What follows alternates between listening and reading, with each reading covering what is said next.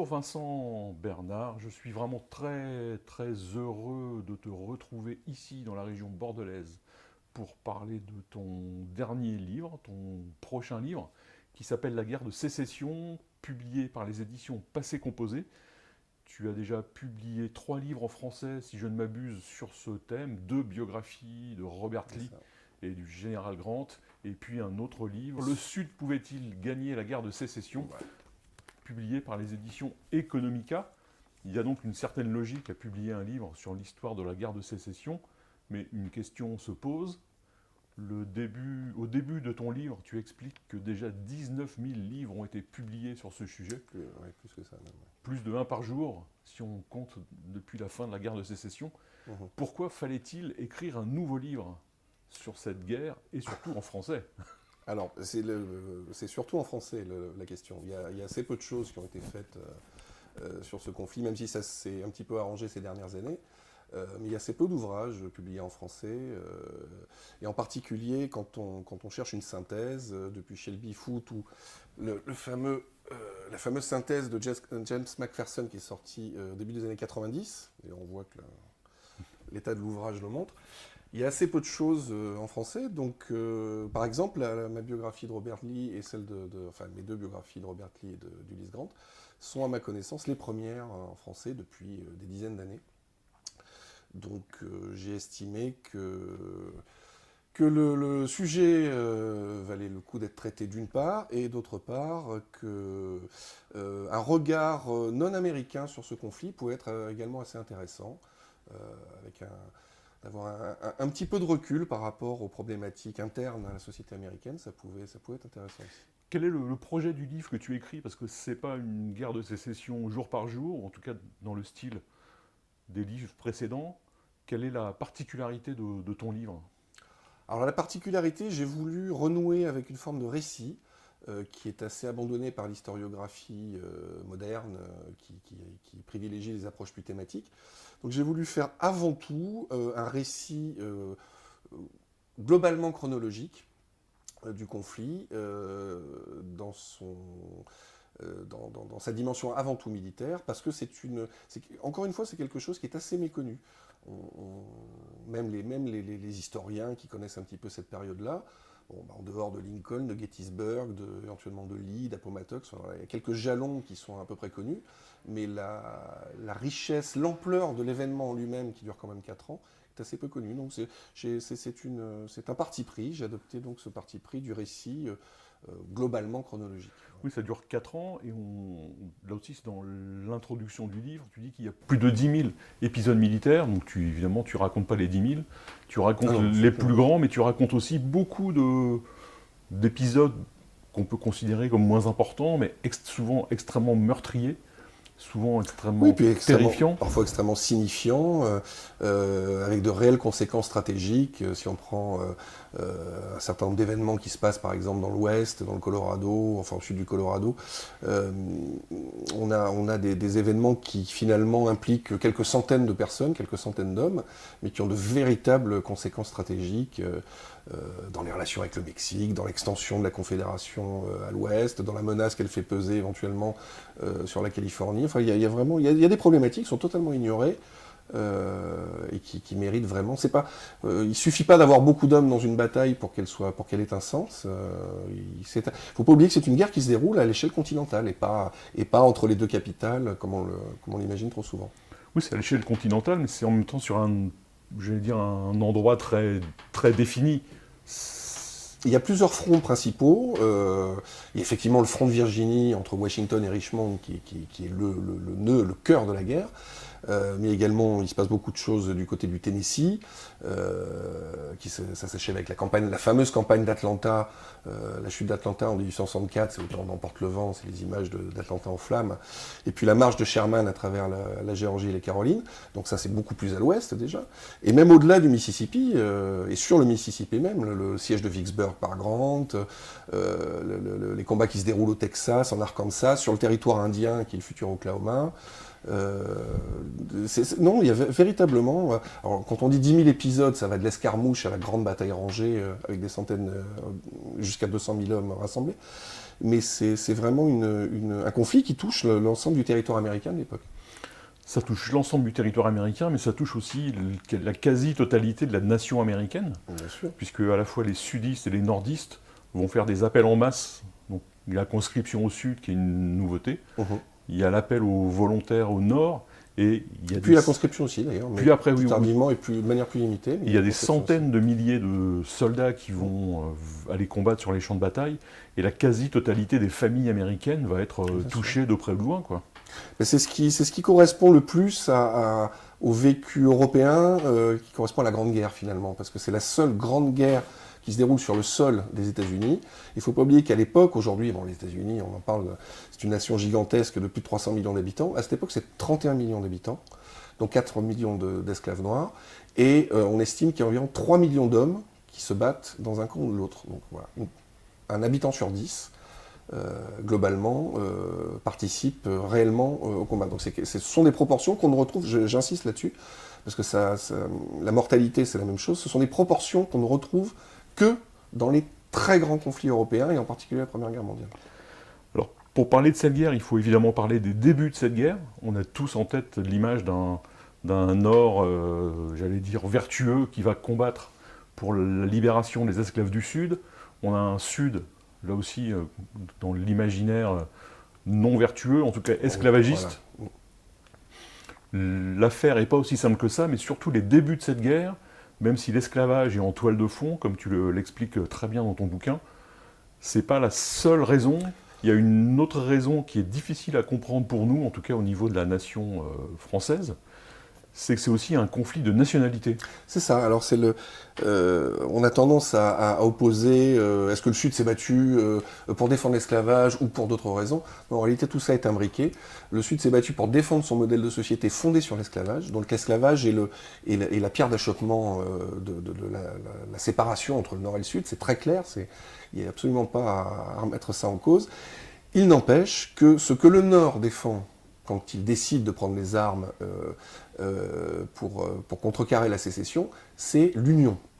C'est-à-dire qu'on a au Nord une conception de l'union indivisible, déjà, avec un État fédéral qui soude les différentes régions, et au Sud, on a une perspective qui est celle d'États indépendants, en tout cas très autonomes, et qui décident en réalité de leur propre avenir.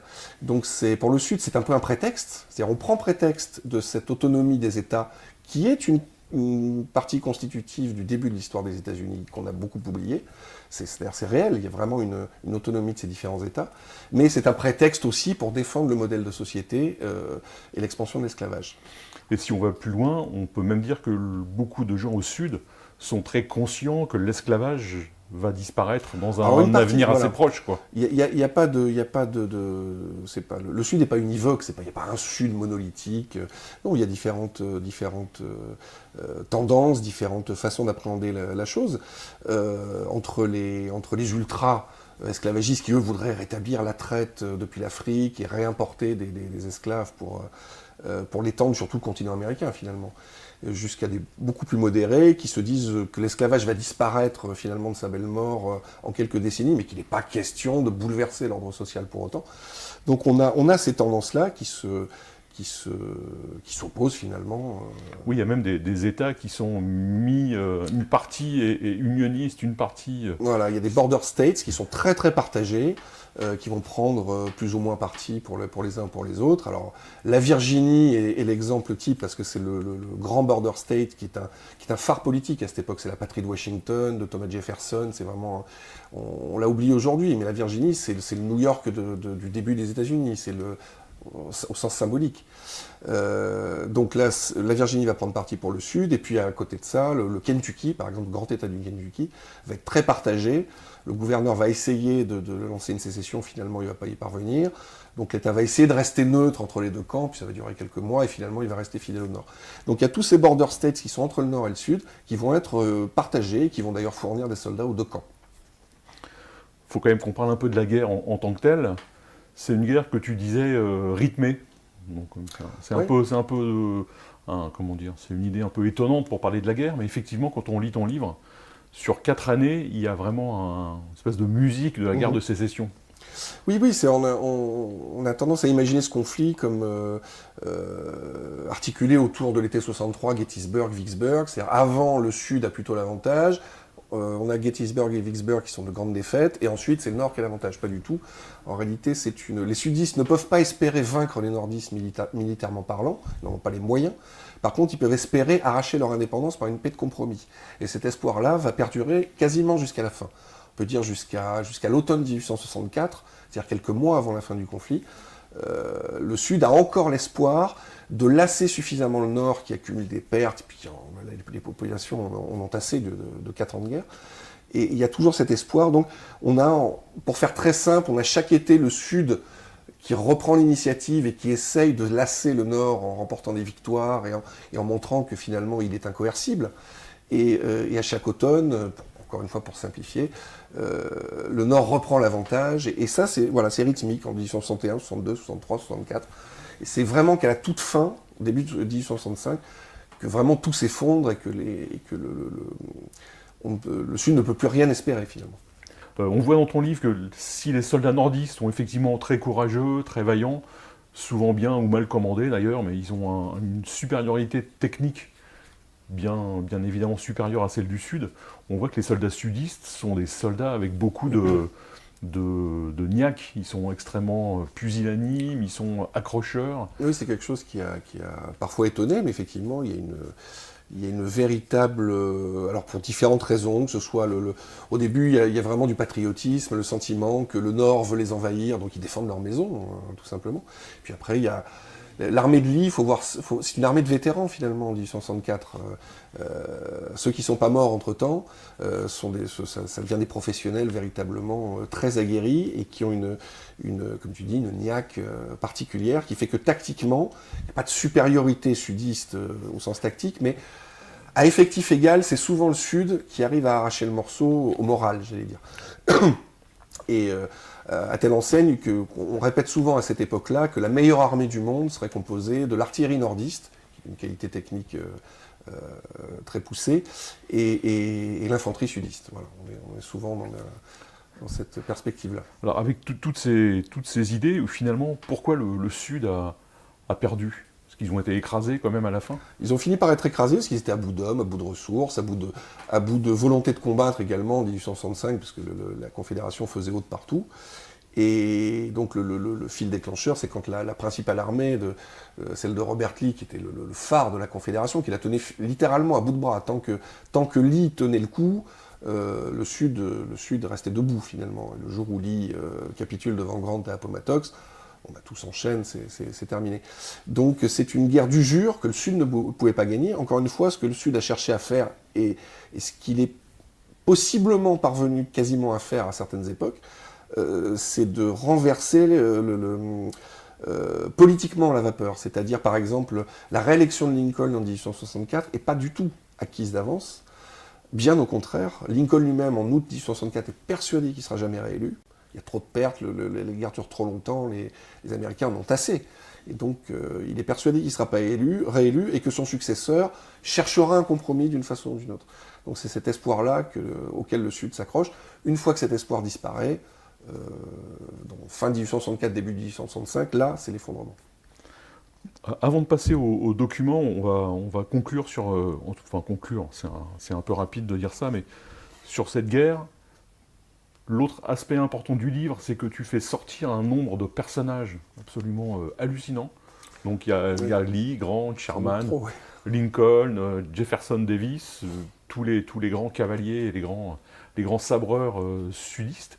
Mais il y a aussi tout un tas de commandants, de généraux, de colonels nordistes qu'on ne connaît pas parce que c'est une histoire qu'on ignore, mais Buell, Bragg, Rosecrans sont des personnages considérables qui ont souvent beaucoup de talent.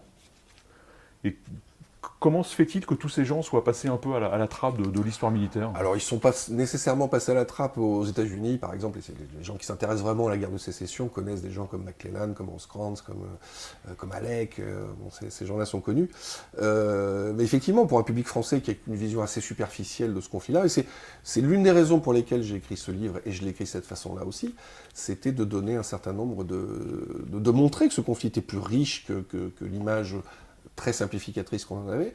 Et au plan militaire, il y a à peu près 1 millier de généraux qui sont nommés dans les deux camps, à peu près 600 au nord, 400 au sud, pour un pays qui n'en comptait pas 10 en temps de paix. Et donc il y a effectivement un tas de figures qui se battent à l'ouest et qui méritent qu'on s'en souvienne ou qu'on évoque en tout cas leur parcours. McClellan, par exemple, qui est le héros nordiste du début de la guerre, qui se discrédite lui-même après par un certain nombre d'attitudes pusillanimes et qui finit par être chassé de l'armée et qui finira quand même par se présenter contre Lincoln en 1864. Donc, c'est une figure quand même majeure. Et puis un certain nombre de commandants d'armée.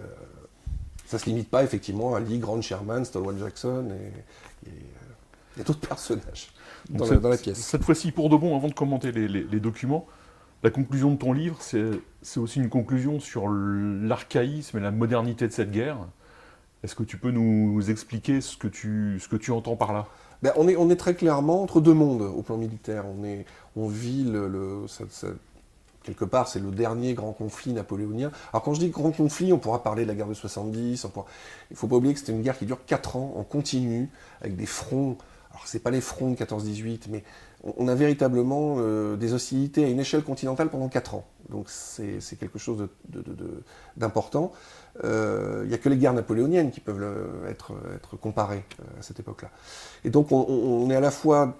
C'est la dernière guerre napoléonienne, avec des bataillons encore alignés, avec des feux de file, avec des batteries d'artillerie qui soutiennent l'ensemble. Et en même temps, on est dans les prémices des guerres du XXe siècle, avec des fortifications de campagne qui sont extrêmement élaborées, qui finissent véritablement par ressembler aux tranchées de la Première Guerre mondiale, avec des lignes parallèles, avec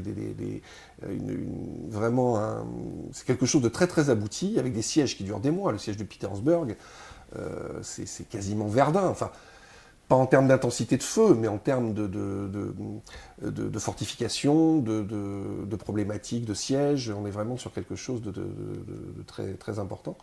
Donc on est véritablement entre ces deux mondes. On a des canons rayés qui sont à très longue portée. Alors c'est pas encore le 75 qui tire à des kilomètres, mais on n'est quand même plus non plus dans l'artillerie du début du 19e. On est vraiment entre ces deux mondes. C'est un aspect qui est très... On a des uniformes qui ne sont plus les uniformes chamarrés du début du siècle. On a déjà les uniformes un peu gris ou bleus, très, très pastel, qu'on trouvera au XXe siècle. Bon, voilà, on est entre ces deux mondes. Donc, je t'ai préparé quelques documents dont on va parler, qui permettent d'éclairer des aspects particuliers de ce conflit et qui permettent aussi de parler d'autres choses.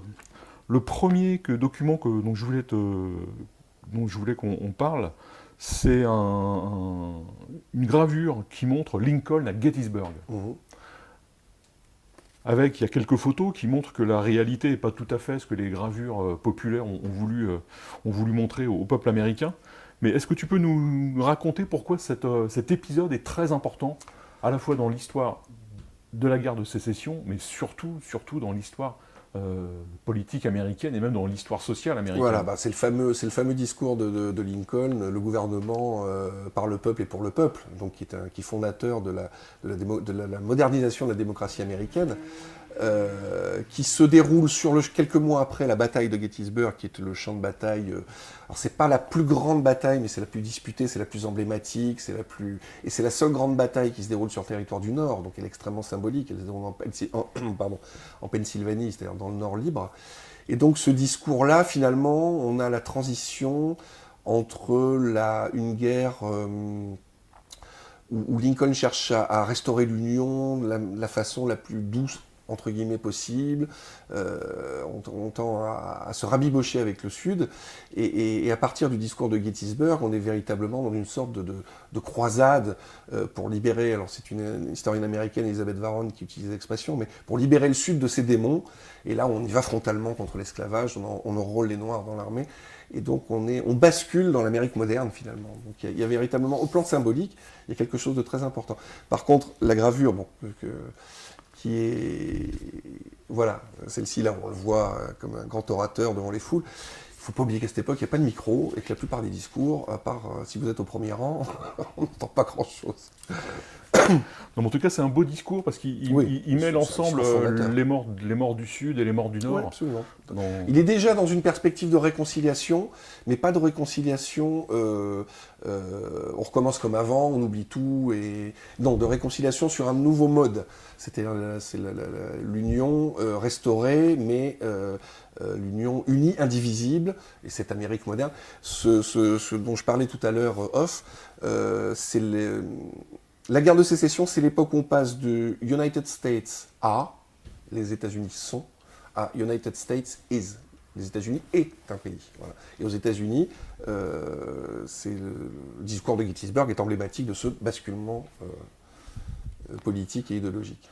Ensuite, j'ai deux autres documents qui sont un peu les marqueurs de la modernité de cette guerre, et en même temps l'inventivité et la puissance, pour l'un industriel du Nord et pour l'autre une espèce de débrouillardise extrême du Sud. C'est le fameux tableau sur lequel on voit le Hunley, Oui. le petit sous-marin dont l'équipage va se sacrifier. Absolument. Et l'autre, c'est l'USS Essex, qui est un énorme, enfin en tout cas sur la photo, on pense qu'il est énorme, un gros ironclad fluvial du Nord. Ouais. On n'a pas parlé des batailles navales, mais elles sont très présentes dans ton livre, parce que c'est un aspect bien sûr, capital de la guerre. Et puis alors là, on parlait tout à l'heure de transition entre deux époques militaires, là on l'a véritablement de façon visuelle. C'est-à-dire que les bâtiments de la guerre de sécession, quand on parle de l'Essex, qui est une espèce de grange posée sur un radeau, alors on disait ça du Virginia, qui est un bateau sudiste encore plus gros et qui ressemble à ça. Effectivement, on a les premiers bateaux cuirassés, c'est-à-dire on met des plaques de blindage de 5 cm ou de 10 cm sur les flancs, et au lieu d'avoir une multitude de canons de sabord comme dans les marines précédentes, les marines en bois, on se retrouve avec quelques canons de très gros calibre, des canons rayés extrêmement puissants. Et donc la guerre de surface est révolutionnée. Alors le Hunley, c'est un peu plus anecdotique, parce que c'est le premier et le seul finalement sous-marin de cette époque, sous-marin à manivelle d'ailleurs, parce qu'il y avait 7 hommes d'équipage qui étaient obligés de pédaler pour faire avancer le truc. Mais c'est la première victoire sous-marine de l'histoire, dans le sens où le petit Hunley sort de la baie de Charleston et va harponner avec une mine, ce qu'on appelle une mine, c'est des pré-torpilles, c'est une mine qui est posée au bout d'un grand bâton, et vient percuter une corvette nordiste et la détruit. Donc c'est la première victoire sous-marine de l'histoire. Oui, on parlait de guerre navale, mais c'est aussi une guerre fluviale, parce qu'il y a beaucoup de bateaux cuirassés qui sont sur le Mississippi, sur le Tennessee. Il y en a sur les côtes, il y en a effectivement sur les grandes voies navigables des États-Unis, qui sont le Tennessee et surtout le fleuve Mississippi, qui est l'objet de très nombreux affrontements. Et on a des batailles navales fluviales, effectivement, entre cuirassés. Alors, ensuite, j'ai d'autres photos. Ça, c'est des photos importantes.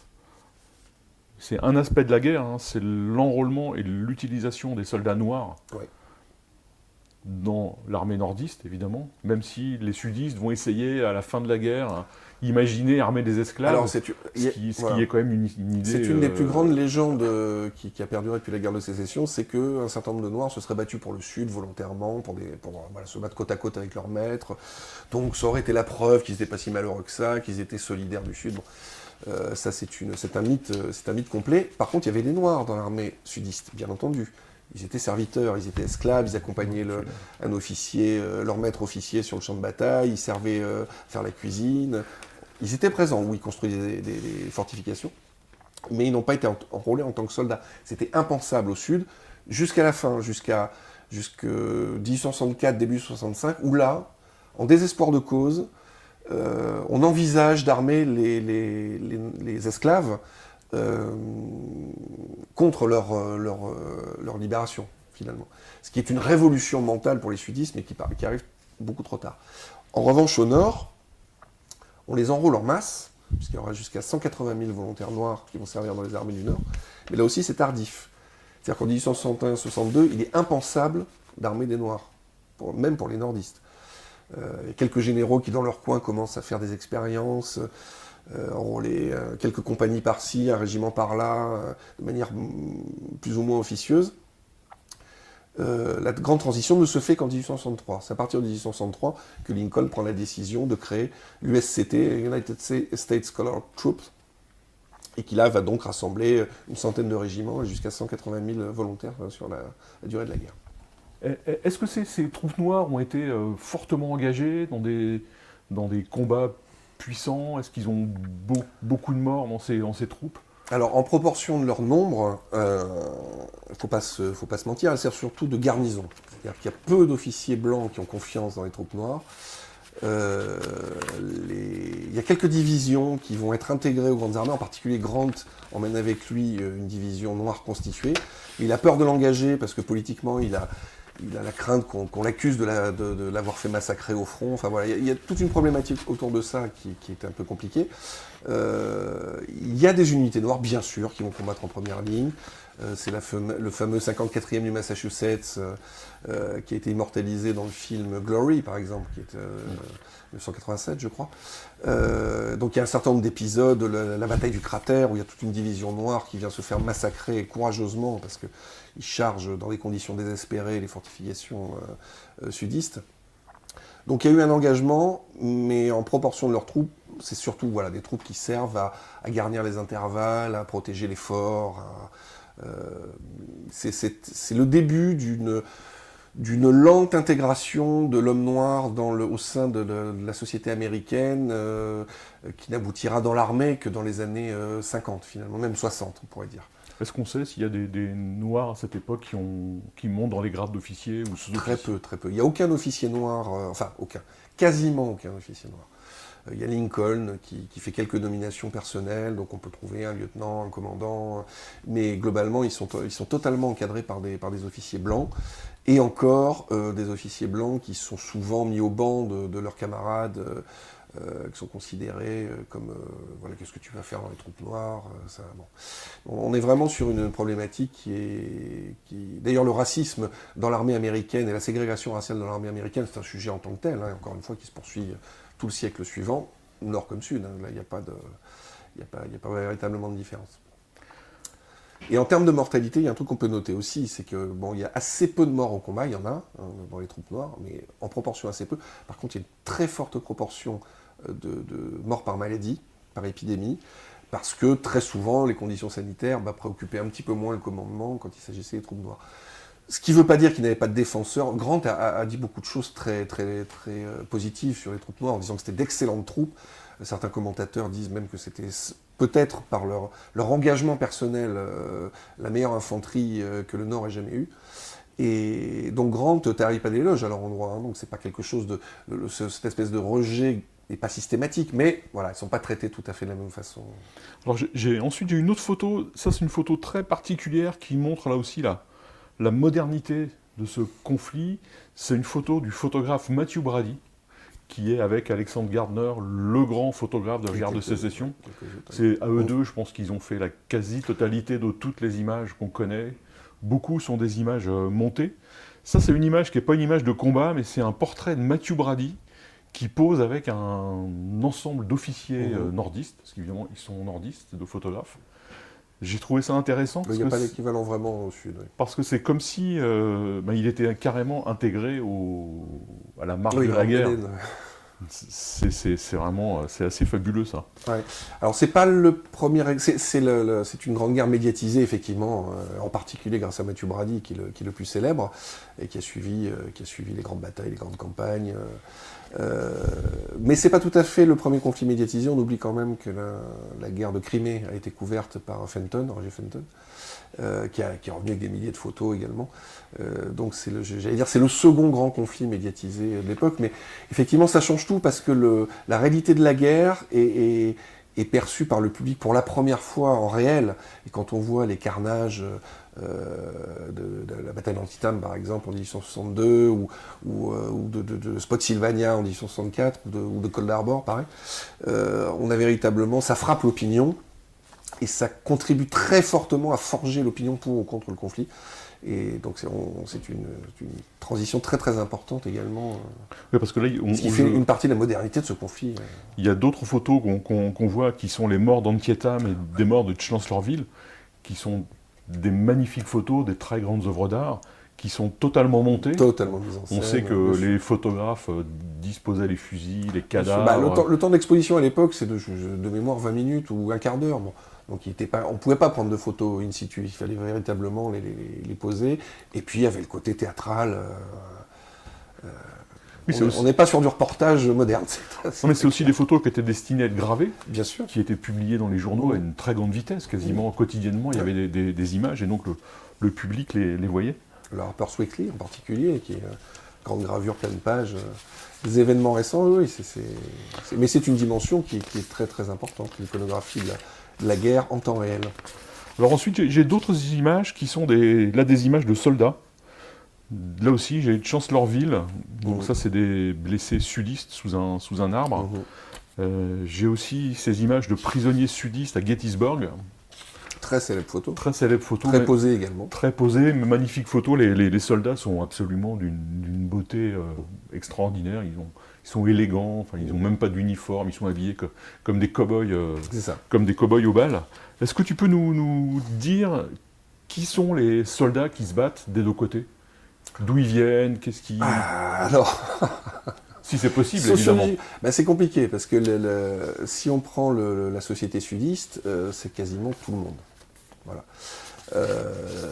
Si on rentre dans les détails, il y a la conscription exclut pendant très longtemps un homme par plantation de 20 esclaves, donc ça va accréditer l'idée que les pauvres se battent pour les riches, ce qui est en partie vrai pendant un temps, mais enfin globalement, on a une population mobilisable du Sud confédéré qui est d'un peu plus d'1 million d'hommes, et on estime que le nombre de soldats qui vont se battre est aux alentours de 900 000.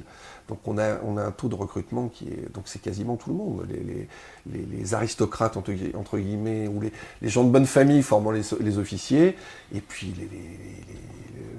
le tout venant des hommes sudistes, quasiment entre 17 ans et 50 ans, qui à un moment donné dans les rangs. Donc voilà. Au nord, c'est un peu différent. On est sur du volontariat. Le réservoir humain du nord est beaucoup moins entamé que celui du sud. Ce qui est étonnant, c'est qu'au sud, souvent les régiments sont par région ou par État ou par ville, mais qu'au nord, il y a beaucoup de régiments par nationalité. Il y a des Irlandais, des Allemands. Ah non, alors attention, oui, d'une certaine façon. Mais non, dans les deux camps, les régiments sont d'abord recrutés par État. Ça marche pour les deux camps. Ensuite, quand on a une mégapole, une pré-mégapole comme New York, qui fournit un nombre invraisemblable de régiments, je crois qu'il y a plus de 400 000 mobilisés, enfin de volontaires, et 175 ou 180 régiments, même plus que ça, 250 je crois. Donc effectivement, certains de ces régiments se forment par affinité, au début de la guerre en particulier, par affinité de nationalité. Donc on a un certain nombre de régiments irlandais, on a quelques régiments français. En fait, ils ne sont pas totalement français. Il y a 3 compagnies françaises, une italienne, une espagnole, une de natifs américains. Enfin, mais bon, on prend des couleurs, puis on se donne des aspects, des uniformes de zouaves, etc. Donc il y a ce petit côté aussi par nationalité qui est moins marqué au sud, mais qui existe aussi. Mais qui existe surtout au début de la guerre. Ouais. Il y a beaucoup d'Allemands, de régiments allemands. Oui, il y a même un régiment irlandais, je crois, où ils ont carrément un drapeau avec voilà, une lyre, enfin un drapeau qui n'a rien à voir avec les autres drapeaux. Le fameux Fighting 69, 69e de New York du colonel Meagher, qui devient général, ensuite ça devient une brigade, etc. Oui, il y a un certain nombre de regroupements par affinité. Mais la base de l'organisation militaire, c'est une organisation par État, avant tout. On a presque fini de voir tous ces documents, mais il y en a encore 4 qui sont importants. Il y a celui-ci qui montre l'infirmière Anne Bell. C'est un moment important, la guerre de sécession, parce que c'est l'apparition des femmes dans les services de santé militaires. Tout à fait. Avant, il n'y avait que des hommes. Absolument. Et surtout, c'est une photo qui permet de parler du nombre incroyable de blessés et du nombre incroyable de morts par maladie, par blessure. Nombre de morts bien supérieur au nombre de morts sur le champ de bataille, si j'ai bien lu l'annexe de ton livre. C'est ça, si on prend la mortalité de la guerre de sécession, la première cause de mortalité dans les deux camps, ce sont les épidémies. Voilà. C'est les conditions sanitaires déplorables qui règnent de part et d'autre, qui frappent aussi les populations civiles, parce que le général Lee, par exemple, perd une fille en plein milieu de la guerre à cause d'une épidémie. De mémoire, Longstreet perd plusieurs enfants également. Donc c'est quelque chose qui est endémique au Sud et qui ravage les camps, effectivement, en particulier les camps militaires. Et donc on a cette apparition et cette montée en puissance, effectivement, des femmes, et en particulier dans les services sanitaires. Il n'y avait pas d'infirmières du tout avant dans l'armée américaine. Et dans les deux camps, les femmes, à l'exemple de Florence Nightingale, montent se portent volontaires et puis montent des services sanitaires de plus en plus efficaces, même s'ils sont insuffisants. Et on dit par exemple, de tous les hôpitaux du Sud, alors là son nom m'échappe à l'instant, je suis désolé, mais pas une mémoire infaillible, mais c'est une infirmière sudiste qui a tenu l'hôpital où le taux de mortalité justement est le plus faible de tout le Sud confédéré. C'est celle qui a un grade, je crois. Et c'est la seule qui effectivement se veut octroyer le grade de capitaine dans l'armée confédérée, qui est une société, le Sud est vraiment une société, on dirait aujourd'hui, ultra machiste. Donc pour donner un grade de capitaine à une femme, il fallait vraiment qu'elle ait fait ses preuves. Sally Tompkins. Autre document, c'est la photo du gang des Cantrill, oui, qui permet à la fois de parler de... Bon, il y a des bandits dans les armées du Nord, mais il y a aussi pas mal de bandits assez fameux dans les armées du Sud. Il y a les Cantrill, il y a le gang de Jesse James, qui est aussi affilié plus ou moins aux Cantrill. Alors là, on est dans l'Ouest, vraiment l'Ouest, non pas sauvage, mais en tout cas l'Ouest, un petit peu de légende, hein, et où effectivement la guerre va accoucher d'une guérilla endémique entre partisans du Sud et partisans du Nord, ou partisans de l'esclavage. Ça date même d'avant-guerre, hein, le fameux Kansas sanglant de la fin des années 1850, c'est l'affrontement entre des pro-esclavagistes et des anti-esclavagistes, et qui vont donner lieu donc à une guérilla entre bandes qui n'ont pas aucun scrupule. Ça. On est entre le bandit de grand chemin et vaguement le soldat autoproclamé. Si ce n'est qu'ils sont reconnus en particulier par le gouvernement confédéré. Il y a une loi qui reconnaît ces bandes d'irréguliers comme faisant partie de l'armée confédérée. Et c'est une guérilla qui va perdurer pendant toute la guerre et voire au-delà. Cantrill est tué en 65, donc lui il verra pas la fin de la guerre. C'est aussi l'occasion de parler de... C'est aussi une guerre de terreur qui va beaucoup... C'est l'aspect idéologique de ce conflit. La guerre est longtemps plus policée, puis finalement, il y a des régions entières qui vont être totalement ravagées, comme la vallée de la Shenandoah, par exemple, qui est vraiment passée au rasoir par les armées du Nord. Donc on a une espèce de brutalisation qui se déroule même dans l'Est. Mais alors dans l'Ouest, toute la période de la guerre est une période de guérilla, voilà que je cherche mes mots, de vengeance, où voilà, on détruit un village et la bande d'en face vient détruire le village d'à côté. On est véritablement, dès le début du conflit, dans une dimension très sale guerre, quoi, finalement. Avant-dernier document, c'est le portrait de Nathan Bedford Forrest, qui est... Le Sud compte un nombre de personnages hauts en couleur assez extraordinaire. Souvent, ce sont des cavaliers, des sabreurs, enfin, ce sont des têtes brûlées, des gens assez extraordinaires. La culture équestre s'est développée, et lui, Forrest, il a la double particularité, il était surnommé le sorcier de la selle, ou le magicien de la selle. Et c'est pas un officier professionnel, c'est un type qui était un aventurier, finalement, qui avait la réputation d'être assez brutal, et qui se distingue au début de la guerre à la tête d'un régiment de cavalerie du Tennessee, et qui finit par commander littéralement un corps de cavaliers qui fait des ravages sur les arrières des armées du Nord. Et donc c'est une des figures de proue du Sud, c'est un des héros de guerre du Sud, si ce n'est qu'il y a une particularité, c'est qu'il va évidemment après-guerre être un des membres fondateurs du Ku Klux Klan, donc devenir aussi l'une des images du racisme qui perdure après-guerre et qui va instrumentaliser la défaite pour faire allier la terreur sur les populations noires à peine libérées. Mais on est sur un personnage qui est très, effectivement, haut en couleur et extrêmement intéressant, j'allais dire, au sens premier du terme. Alors, une chose intéressante chez Forrest, mais intéressante, je crois, sur 95% de tous les hauts gradés nordistes et sudistes, ils portent tous la barbe. Oui, c'est un peu l'anecdote, je le mentionne dans mon livre, effectivement, c'est quelque chose comme 90%, 80 à 90% des généraux portent la barbe. C'était une mode qui était ramenée, dit-on, de Crimée. Voilà. Enfin, lui, il a une petite barbe, hein, parce qu'il y a des... Alors oui, il y en a des flamboyantes. Il y en a même celle du général Burnside, qui est devenu... qui est passé dans le langage courant américain, parce qu'on parle des sideburns maintenant, pour les favoris. dernier document qui est le quasi-dernier de la guerre, même si la guerre va perdurer encore. Il y a quelques batailles qui vont se dérouler, mais ça, c'est vraiment la fin. C'est la réédition de Robert Lee au général Grant, donc c'est le fameux tableau que tous les Américains connaissent. Est-ce que tu peux nous dire comment ça s'est passé? Parce que c'est assez chevaleresque, en tout cas dans le récit, qu'on en fait. Il ne faut pas céder au mythe, mais il n'empêche que quand on se penche de très près sur la scène, il y a effectivement un côté, une forme de grandeur dans la rencontre entre le général Lee, qui est très digne dans son plus bel uniforme, qui est aussi ravagé par l'aigreur d'être obligé de capituler. Alors, enfin, il est fou furieux. Et c'est le Virginien, un fou furieux digne, un fou furieux qui ne le montre pas.